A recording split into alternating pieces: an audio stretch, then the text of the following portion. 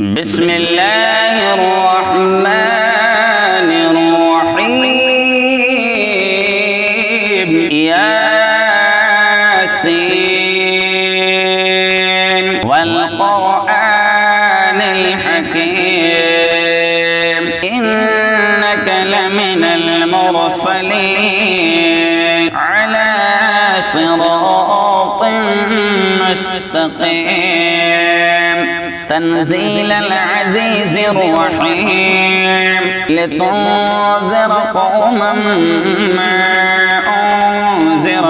آباؤهم فهم غافلون لقد حق القول على أكثرهم فهم لا يؤمنون إنا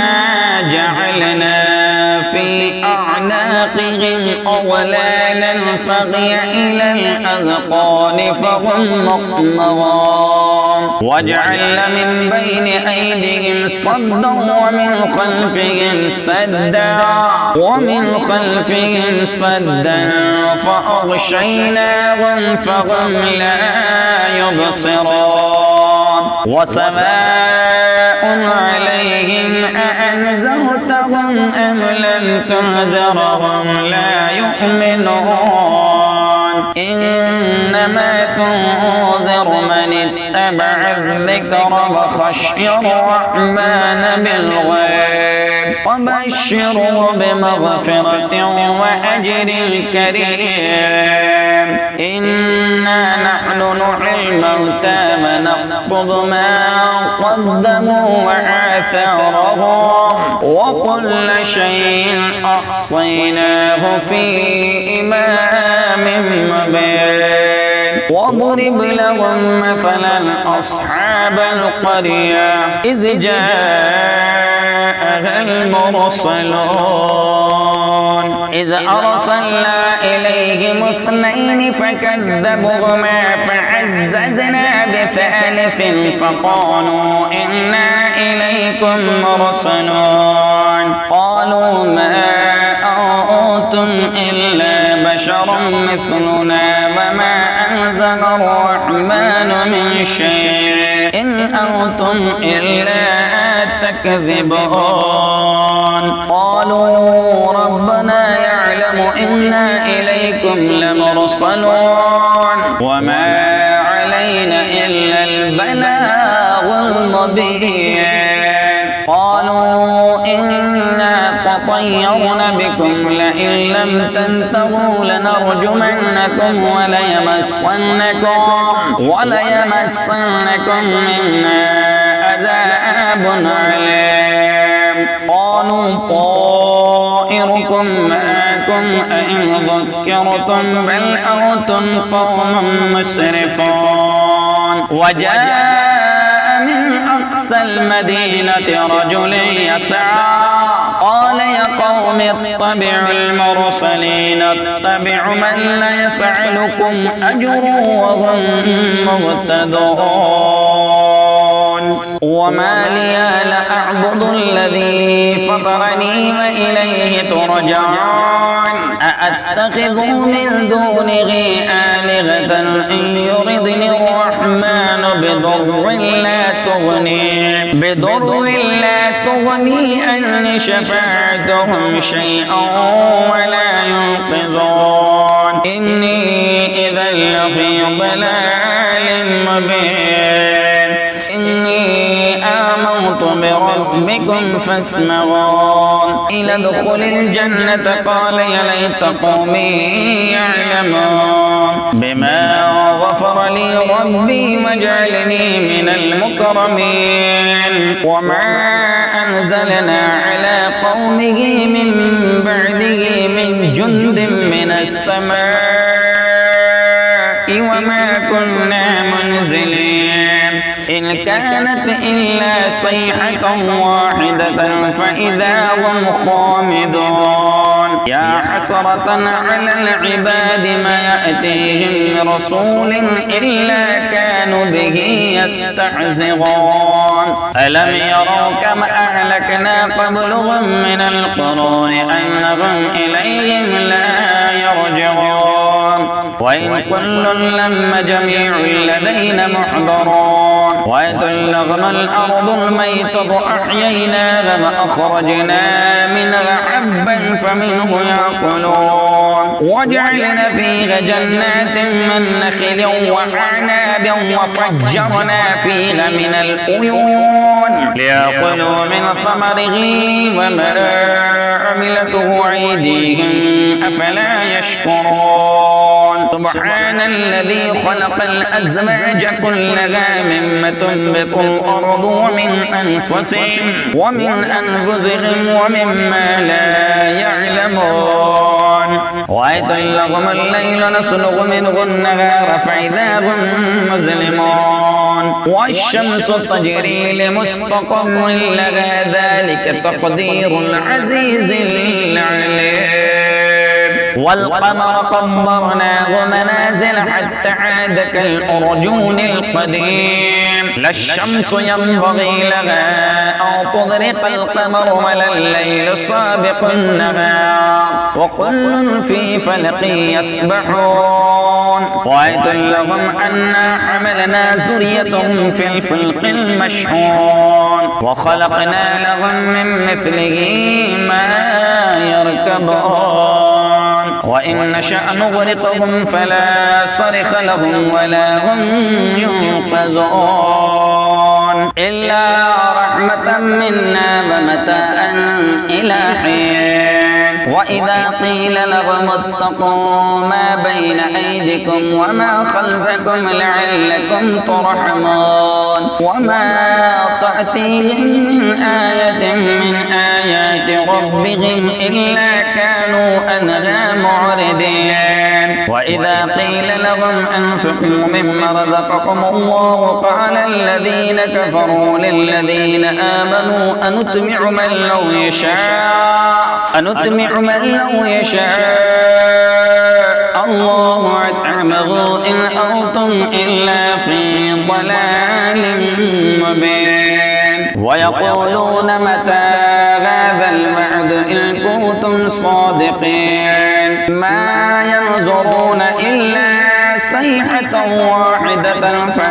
ما ينظرون إلا صيحة واحدة تأخذهم وهم يخصمون لا يستطيعون توصية ولا إلى أهلهم يرجعون ونفخ في الصور فإذا هم من الأجداث إلى ربهم ينسلون قالوا يا ويلنا من بعثنا من مرقدنا هذا ما وعد الرحمن وصدق المرسلون إن كانت إلا صيحة واحدة فإذا هم جميع لدينا محضرون فاليوم لا تظلم نفس شيئا ولا تجزون إلا ما كنتم تعملون إن أصحاب الجنة اليوم في شغل فاكهون وأزواجهم في ظلال على الأرائك متكئون لهم فيها فاكهة ولهم ما يدعون سلام قولا من رب رحيم وامتازوا اليوم أيها المجرمون ألم أغل عليكم يا بني آدم أن لا تعبدوا الشيطان إنه لكم عدو مبين وأن اعبدوني هذا صراط مستقيم ولقد عدل منكم جبلا كثيرا أفلم تكونوا تعقلون هذه جهنم التي كنتم توعدون اصلوها اليوم بما كنتم تكفرون اليوم نختم على أفواههم وتكلمون أيديهم وتشهد أرجلهم بما كانوا يكسبون ولو نشاء لتمسنا على أعينهم فاستبقوا الصراط فعنا يبصرون ولو نشاء لمسخناهم على مكانتهم فما استطاعوا مضيا ولا يرجعون أن نعمره ننكسه في الخلق أفلا يعقلون وما علمناه الشعر وما ينبغي له إن هو إلا ذكر وقرآن مبين لينذر من كان حيا ويحق القول على الكافرين أولم يروا أنا خلقنا لهم مما عملت أيدينا أنعاما فهم لها مالكون وذللناها لهم فمنها ركوبهم ومنها يأكلون ولهم فيها منافع ومشارب وفلا يشكرون واتخذوا من دون الله آلهة لعلهم ينصرون لا يستطيعون نصرهم وهم لهم جند محضرون فلا يحزنك قولهم إنا نعلم ما يسرون وما يعلنون أولم يرى الإنسان أنا خلقناه من نطفة فإذا هو خصيم مبين وضرب لنا مثلا ونسي خلقا قال من يحيي العظام وهي رميم يحيي الذي أنشأها أول مرة وهو بكل خلق عليم الذي جعل لكم من الشجر الأخضر نارا فإذا أنتم منه توقدون أوليس الذي خلق السماوات والأرض بقادر على أن يخلق مثلهم بلى هو الخلاق العليم إنما أمره إذا أراد شيئا أن يقول له كن فيقول فسبحان الذي بيده ملكوت كل شيء وإليه ترجعون بسم الله الرحمن الرحيم الرحمن علم القرآن خلق الإنسان علمه البيان الشمس والقمر بحسبان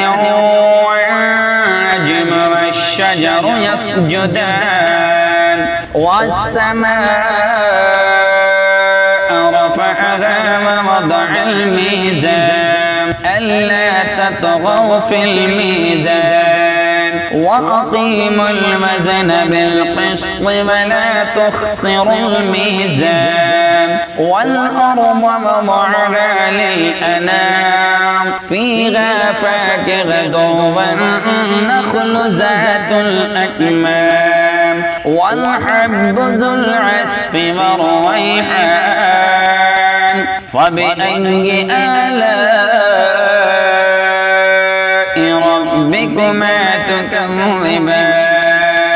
خلق الإنسان من صلصال كالفخار وخلق الجن من مارج من نار فبأي آلاء ربكما تكذبان رب المشرقين ورب المغربين فبأي آلاء ربكما تكذبان مرج البحرين يلتقيان بينهما برزخ لا يبغيان فبأي آلاء ربكما تكذبان يخرج منهما اللؤلؤ والمرجان فبأي آلاء ربكما تكذبان وله الجوار المنشآت في البحر كالأعلام فبأي آلاء ربكما تكذبان كل من عليها فان ويبقى وجه ربك ذا الجلال والكرام فبأي آلاء ربكما تكذبان يسأله من في السماوات والأرض كل يوم هو في شأن فبأي آلاء ربكما تكذبان سنفرغ لكم أيها الثقلان فبأي آلاء ربكما تكذبان يا معشر الجن والإنس إن استطعتم أن تنفذوا من أقطار السماوات والأرض فانفذوا لا تنفذون إلا بسلطان فبأي آلاء ربكما تكذبان يرسل عليكم شواظ من نار ونحاس فلا تنتصران فبأي آلاء ربكما تكذبان فإذا انشقت السماء فكانت وردة كالدهان فبأي آلاء ربكما تكذبان فيومئذ لا يسأل عن ذنبه إنس ولا جان فبأي آلاء ربكما تكذبان يغرف المجرمون بسيماهم فيؤخذ بالنواسي والأقدام فبأي آلاء ربكما تكذبان هذه جهنم التي يكذب بها المجرمون يطوفون بينها وبين حميم آن فبأي آلاء ربكما تكذبان ولمن خاف مقام ربه جنتان فبأي آلاء ربكما تكذبان ذوات أفنان فبأي آلاء ربكما تكذبان فيهما عينان تجريان فبأي آلاء ربكما تكذبان فيهما من كل فاكهة زوجان فبأي آلاء ربكما تكذبان متقين على فروش بطائن ومن استبرق وجنى الجنتين دان فبأي آلاء ربكما تكذبان فيهن قاصرات الطرف لم يطمثهن إنس قبلهم ولا جان فبأي آلاء ربكما تكذبان كأنهن الياقوت والمرجان فبأي آلاء ربكما تكذبان هل جزاء الإحسان إلا الإحسان فبأي آلاء ربكما تكذبان ومن دونهما جنتان فبأي آلاء ربكما تكذبان مدغامتان فبأي آلاء ربكما تكذبان فيهما عينان نضختان فبأي آلاء ربكما تكذبان فيهما فاكهة والنخل والرحمان فبأي آلاء ربكما تكذبان فيهن خيرات حسان فبأي آلاء ربكما تكذبان حور مقصورات في الخيام فبأي آلاء ربكما تكذبان لم يطمثهن إنس قبلهم ولا جان فبأي آلاء ربكما تكذبان متقين على رفرف خضر وأبقري حسان فبأي آلاء ربكما تكذبان تبارك اسم ربك ذي الجلال والإكرام بسم الله الرحمن الرحيم تبارك الذي بيده الملك وهو على كل شيء قدير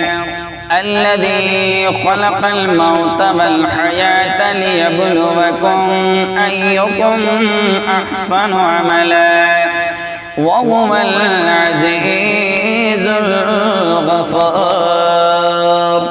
الذي خلق 7 سماوات طباقا ما ترى في خلق الرحمن من تفاؤل فارجع البصر هل ترى من فطور ثم ارجع البصر كرتين ينقلب إليك البصر خاسئ وهو حسير ولقد زينا السماء الدنيا بمصابيغ وجعلناها رجوما للشياطين وأعتدنا لهم عذاب الصغير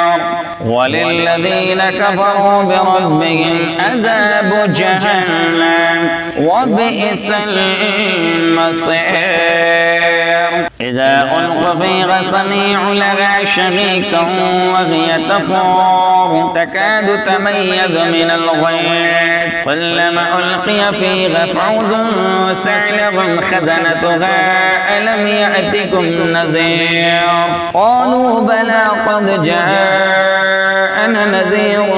فكذبنا وقل ما نزل الله من شيء إن أنتم إلا في ضلال كبير وقالوا لو كنا نسمع أو نعقل ما كنا في أصحاب السعير فاعترفوا بذنبهم فسوقا لأصحاب السعير إن الذين يخشون ربهم بالغيب لهم مغفرة وأجر كبير وأسروا قولكم أم اجهروا به إنه عليم بذات الصدور ألا يعلم من خلق وهو اللطيف الخبير والذي جعل لكم الأرض ظلولا فامشوا في مناكبها وكلوا من رزقه وإليه النشور أأمنتم من في السماء أن يخسف بكم الأرض فإذا هي تمور أم أمنتم من في السماء أن يرسل عليكم حاسبا فستعلمون كيف نظير ولقد كذب الذين من قبلهم فكيف كان نكير أفلم يروا إلى الطير فوقهم صافات ويقبض ما يمسكهن إلا الرحمن إنه بكل شيء بصير أمن هذا الذي هو جند لكم ينصركم من دون الرحمن إن الكافرون إلا في غرور أمن هذا الذي يرزقكم إن أمسك رزقا بل لجوا في عتو ونفور أفمن يمشي مكبا على وجهه أغدا أمن يمشي سويا على صراط مستقيم قل هو الذي أنشأكم وجعل لكم السمع والأبصار والأفئدة قليلا ما تشكرون قل هو الذي زرعكم في الأرض إليه تحشرون ويقولون متى هذا الوعد إن كنتم صادقين قل إنما العلم عند الله وإنما أنا نذير مبين فلما رأوه زلفة سيئت وجوه الذين كفروا وقيل هذا الذي كنتم به تدعون قل أرأيتم إن أهلكني الله ومن معي أو رحمنا فمن يجير الكافرين من عذاب أليم قل هو الرحمن آمنا به وعليه توكلنا فستعلمون من هو في ضلال مبين قل أرأيتم إن أصبح ماؤكم غورا فمن يأتكم بماء